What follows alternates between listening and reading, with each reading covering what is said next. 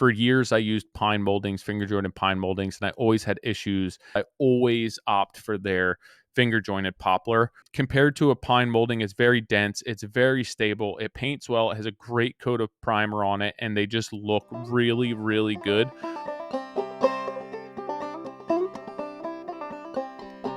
What's up, everyone? How's your day going?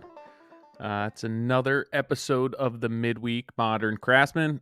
Thank you, as always, for joining along here. If you're watching this on YouTube, I look very orange today, and I'm not sure why, because my lighting has not changed. My room is all blacked out, so there's no outside light coming into this space. And I could change the color tone a little bit, but I don't know. I just seem orange today. So maybe it's my computer. Maybe it's not the lighting at all, but it appears as if I was on vacation and got a nice tan, although I did not. So a follow up on last week, which I believe was the podcast where I was saying I was having a bit of a spell of anxiety. A week later, I am feeling good. Nothing really to report about whatever I was feeling. I worked my way out of it, where my body naturally worked its way out of it within a few days. Job is moving along as good as can be. I got floor protection down yesterday. Floors are all wrapped up. I'm going to load the cabinets into the job on Wednesday, start cabinet layout, and then installing cabinets and millwork. I know a bunch of you reached out via DM and then reached out via email and told me your story, how you've experienced something similar, how you cope with that, how you manage it. So to everyone who reached out, I appreciate it. I am sorry to hear that you oftentimes feel this the same way or similar to how I feel and experience what I feel, but it is comforting to feel that you're not alone and you're not insane, you're not crazy.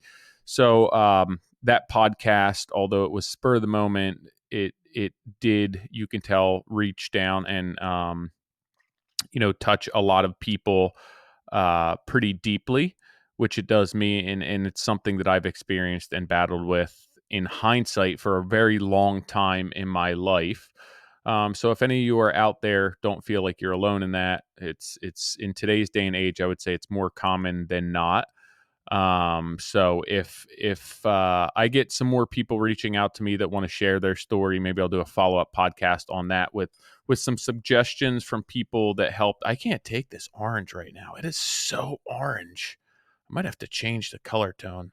I might do a follow-up podcast with some suggestions that people said that helped them.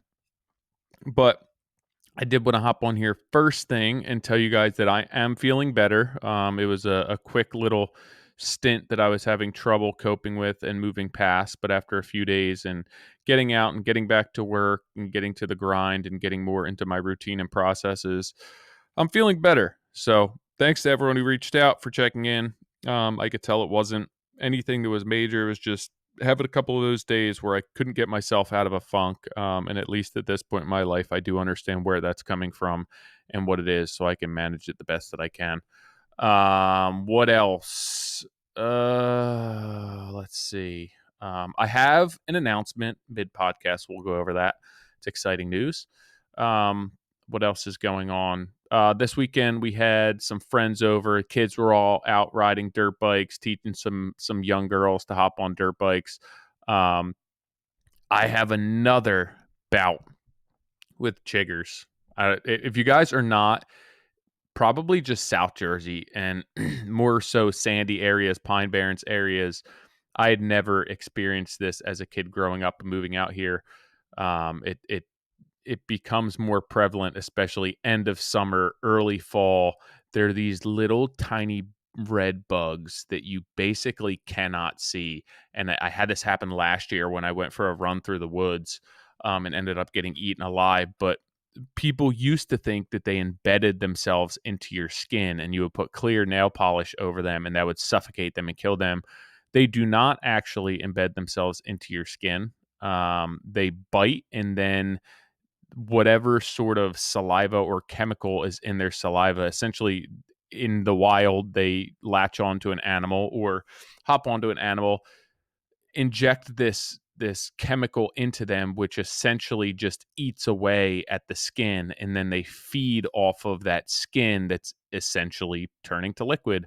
So that's what they do on humans. You get them off quicker than an animal can because you shower and you wash, and maybe you do see them. Um, but the damage is done at that point. They've injected this chemical into you that for weeks on end afterwards just slowly eats away at your skin and itches unbelievably bad. It's torture to anyone who knows what chiggers are.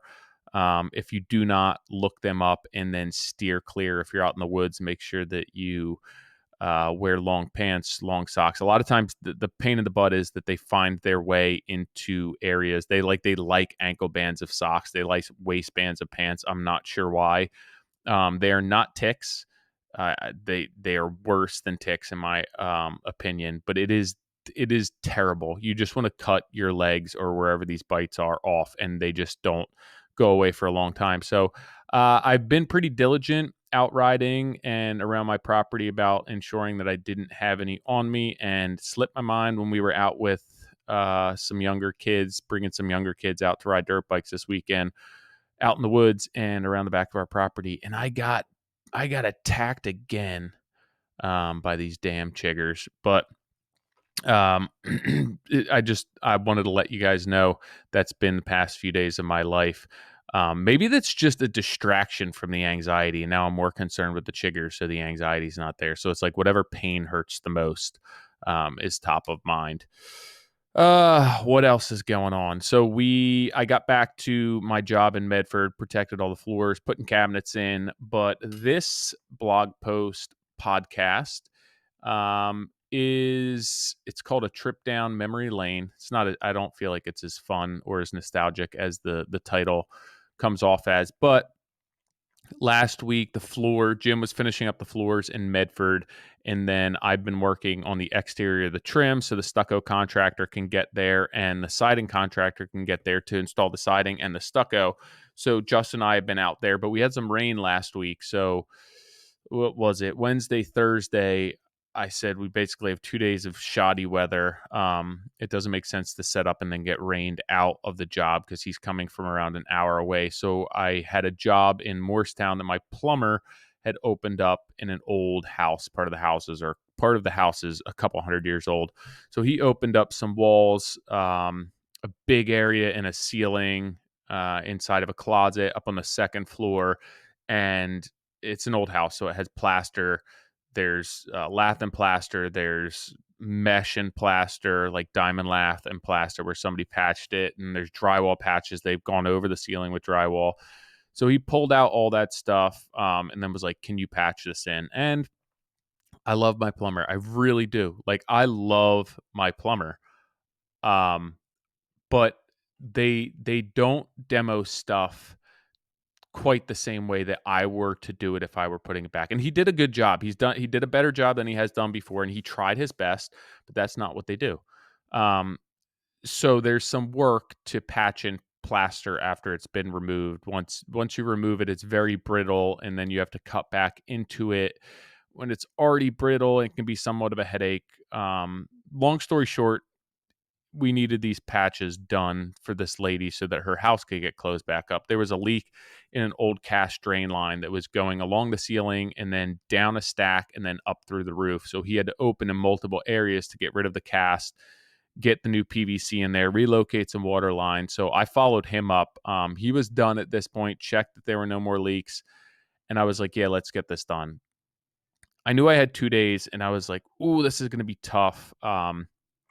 Because it's a full job, right? Even if I'm patching in, I think in total it was 2 sheets of drywall, but there was a large patch on the ceiling, a large patch on the wall. Some trim had to be removed. There was a smaller patch inside of a closet, and then a larger patch up on the second floor in a hallway.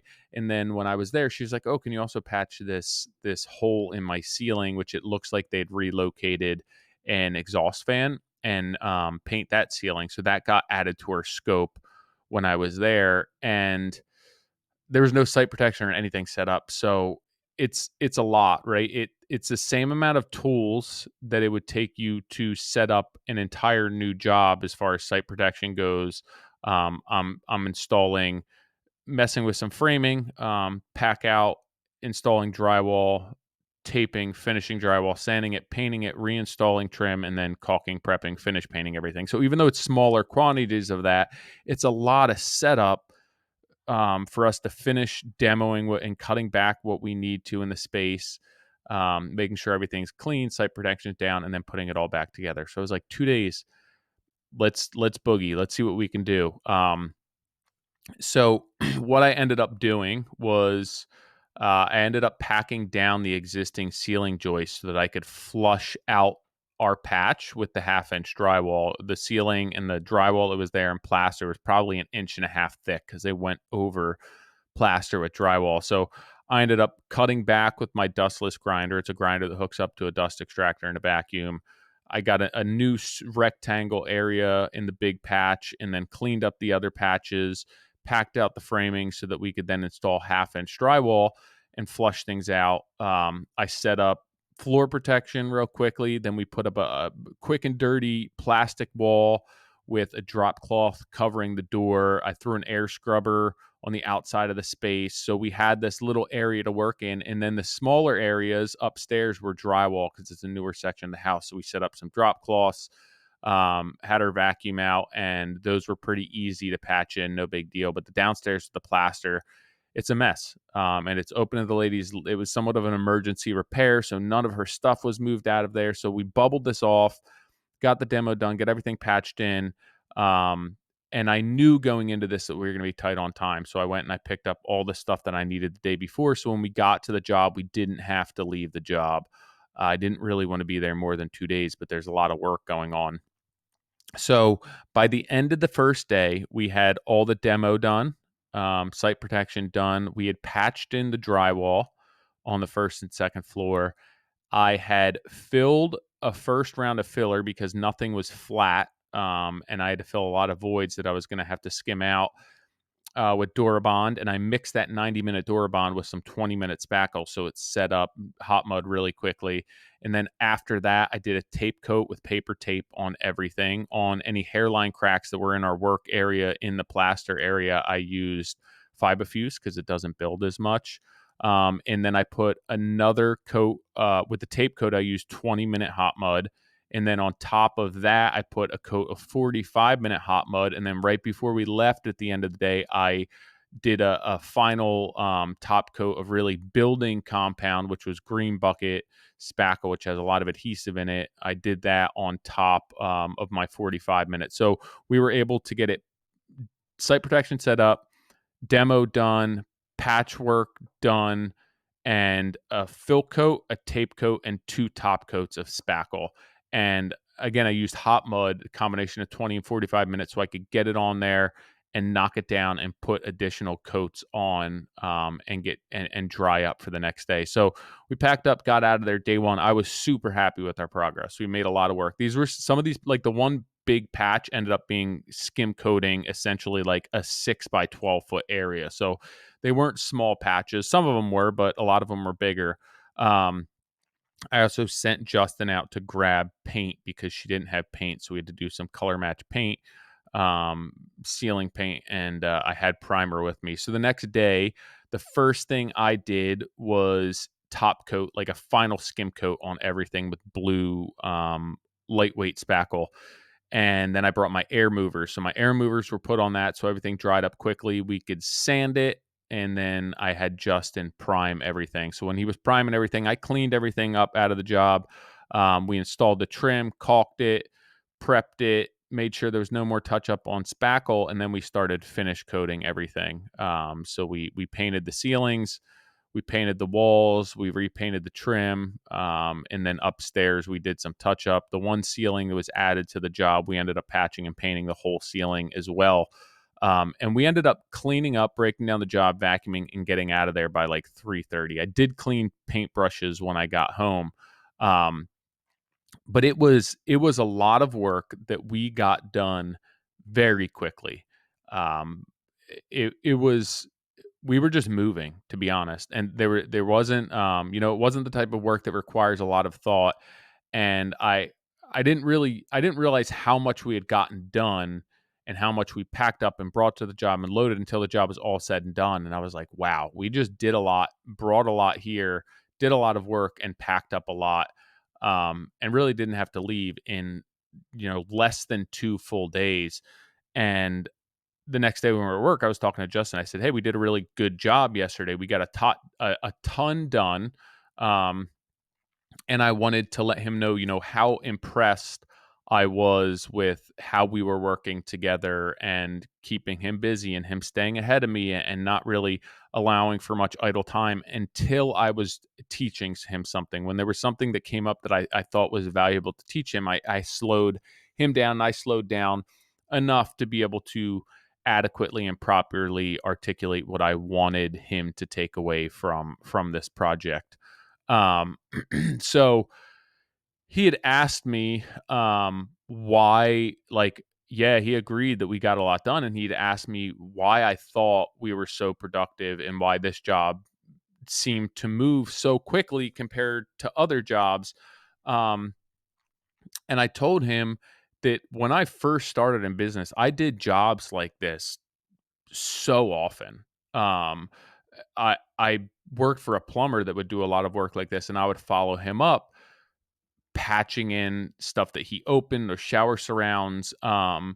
So I told him essentially that um, I knew what we had going on coming into this project. There weren't a lot of unforeseens. I was able to account for that. It was a small enough job that I could have everything that I was there that I needed, that I had enough experience to keep him busy. I was comfortable stepping away from what I was doing to get him put more responsibility on his plate. And then it was work that was low enough stakes that I could put him in charge of what he had to do, step back, make some minor adjustments, tweak what he was doing, but it was doable enough for him and not so overwhelming that he could also be productive and not an extra set of hands.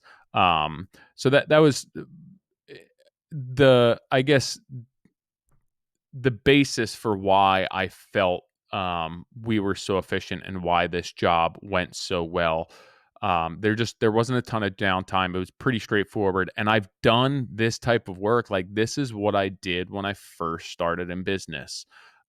So real quick, before I carry on with this conversation, I did want to make an announcement. And this is thank you to you guys and girls and all the followers every single week who follow this podcast and support this podcast and repost it and send me messages and hop on iTunes and Spotify and leave reviews and rank this podcast.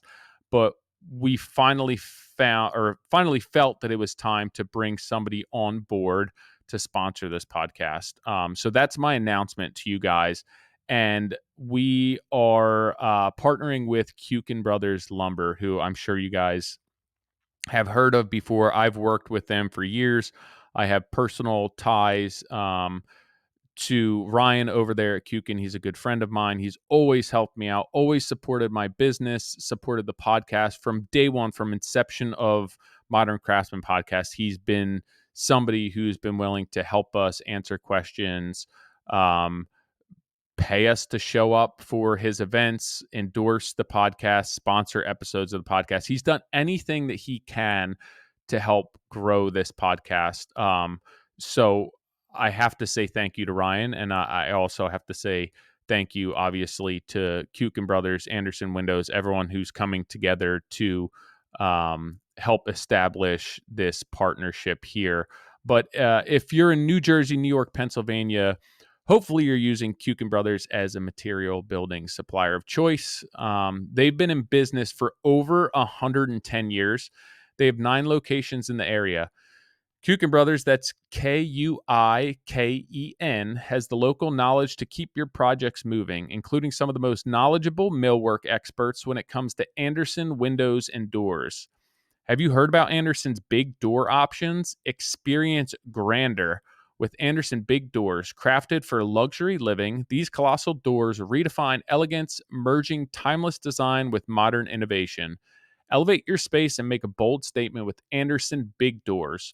Wondering where to check out the bifold and lift and slide doors? If you're in northern New Jersey, visit Kuiken Brothers Midland Park, New Jersey Millwork Showroom, where you can operate full size Andersen Big Door displays. So that's their Midland Park location. And while you're there, make sure to check out the classical and modern craftsman molding profiles. These molding profiles have been shipping jobsite direct around the country for the past 10 years, all milled from poplar, all based on historic molding patterns that will help you create an absolutely timeless look without the headache of having to have them custom milled. Kuiken Brothers, your trusted source for Andersen Windows and Doors and those stunning classical molding profiles. Visit www.kuikenbrothers.com/classical. Check them out. Good friends of the Modern Craftsman podcast and good friends of TRG Home Concepts. And again, I have to have a special thank you to Kuiken Brothers and Ryan and everyone over there. I am not necessarily local to Kuiken Brothers. Their closest showroom would probably be Newark, which is about an hour and 10 minutes north of me.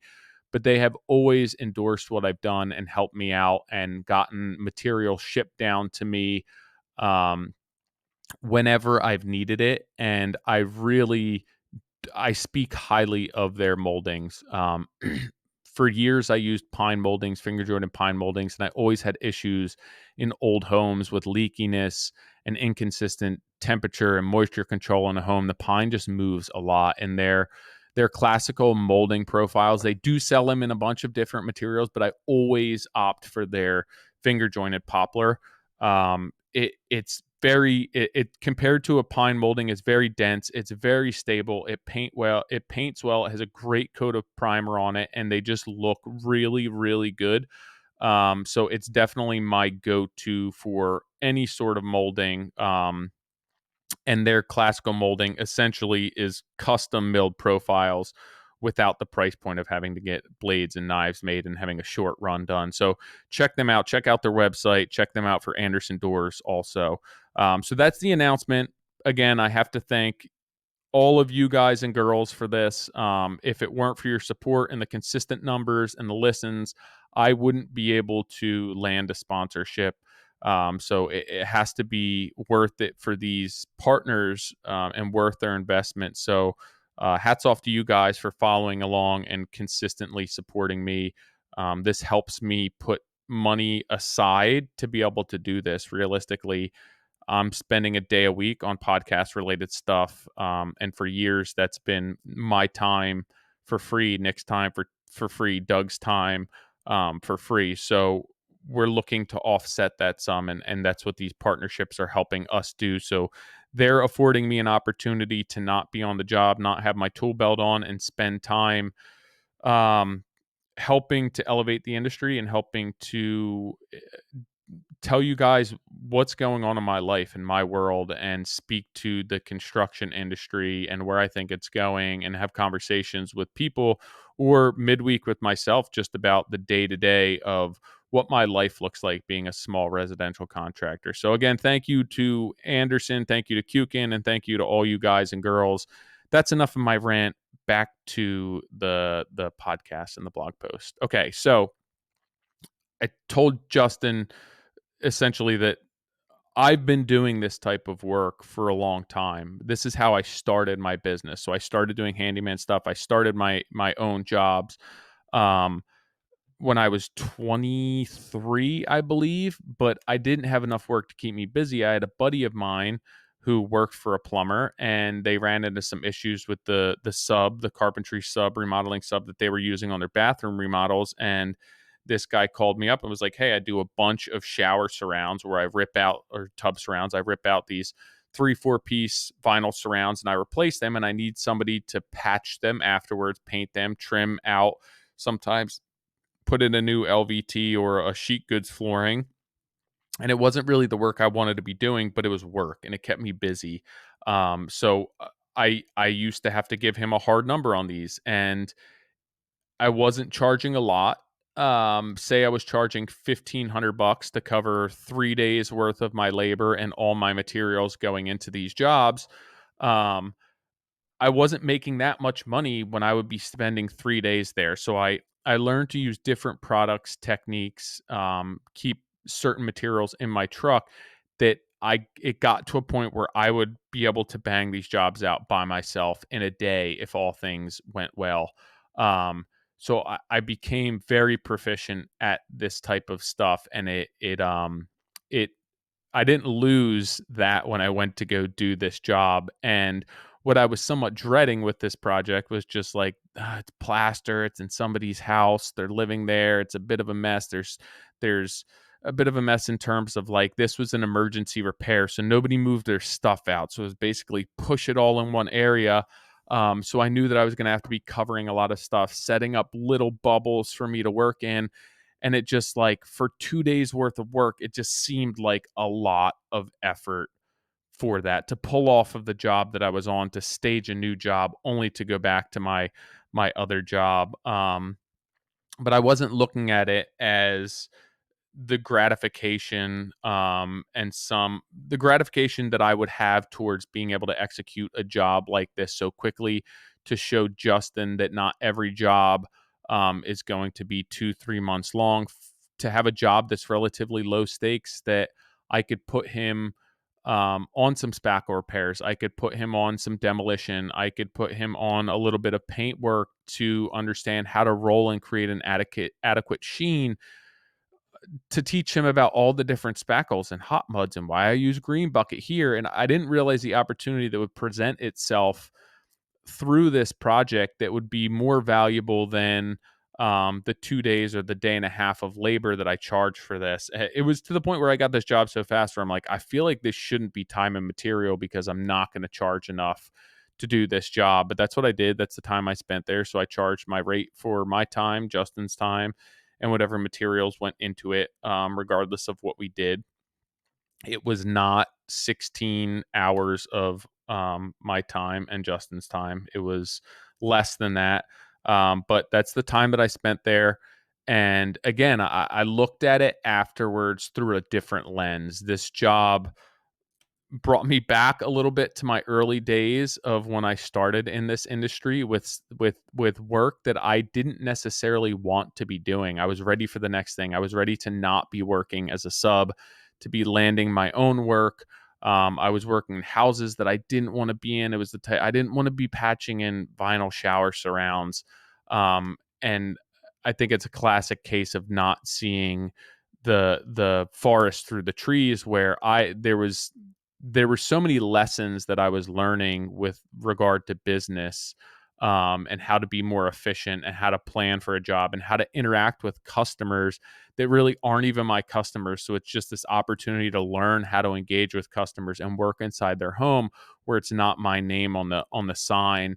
Um, so I look back on and reminisced on this point in my career that really lent itself to me establishing my workflow and who I wanted to be and who I wanted to work for, what I did and didn't want to do. And then it gave me an opportunity to expose Justin to that as well, where it's like, hey, I'm not below this type of work. This stuff has to be done. I really like my plumber. There was a lady who was in need of me getting into the house. She wanted it turned around quickly. The house was occupied. The space was not big. Somebody could have gone in there and made an absolute mess, and that's not what I wanted for my plumber or for this lady. So at the end of the day, I made money.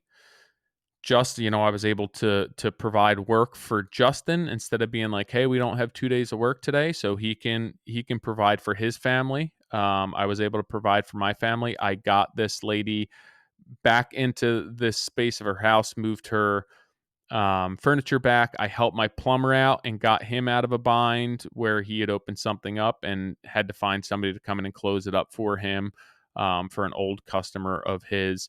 And then the job was in the town that I grew up in, and she has a sister and a brother, and her mom stopped by. So it opens the door to more opportunities And they understand this is not the work that I do on a daily basis, but when they have bigger jobs that come up or they need specialty work done, they know that they can call me and they've seen my work. So it it really did lend itself to more opportunity than face value. Face value for me was just like, I got to pack up the job that I'm on now to go 2 towns away and start this job that requires so much work for so little work.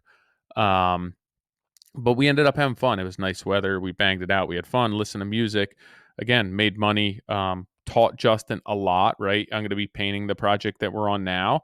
That for me have higher stakes because it's all new work that we're doing that we own. It's not patchwork.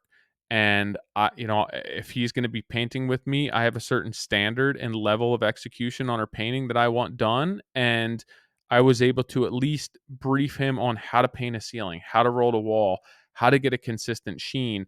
And you think that this may be super quick, but like there were mistakes that were made.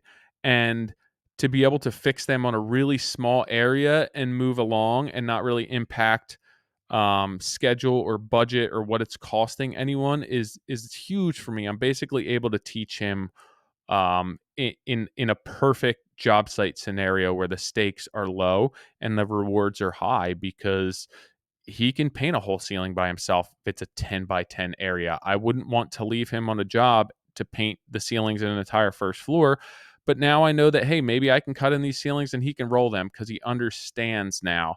And I didn't have to do that on a job where we own the whole scope and we own what the entire ceiling looks like, and these ceilings are brand new. He's not learning on those jobs. So it worked out well. It really was for me, even the pace that I was working and the rush that you get from just banging out so much work so quickly and making it look good and knowing what you can get away with and how far to take it and what you can make up for on the next coat and when things need to be done in order to get to the next step. I remember being 23 to 25 years old doing this and then wanting to hop in my truck and rush home and then get back to the job tomorrow because I was still learning. It was so exciting. So it definitely was nostalgic for me and brought me back to a time in my career that I actually didn't love so much. But looking back on it, I have a lot of appreciation for and gratitude. And I have a lot of gratitude for that plumber that brought me on and threw me work when I didn't have enough work to keep myself busy. So that's it for this week. Not anything groundbreaking, but it was just a fun experience for me. And as I was working this job, I was thinking I want to type up a blog post, record a podcast about this experience because it really was a good experience for me. It was a good experience for Justin. I know that the customer was thrilled. My plumber was thrilled.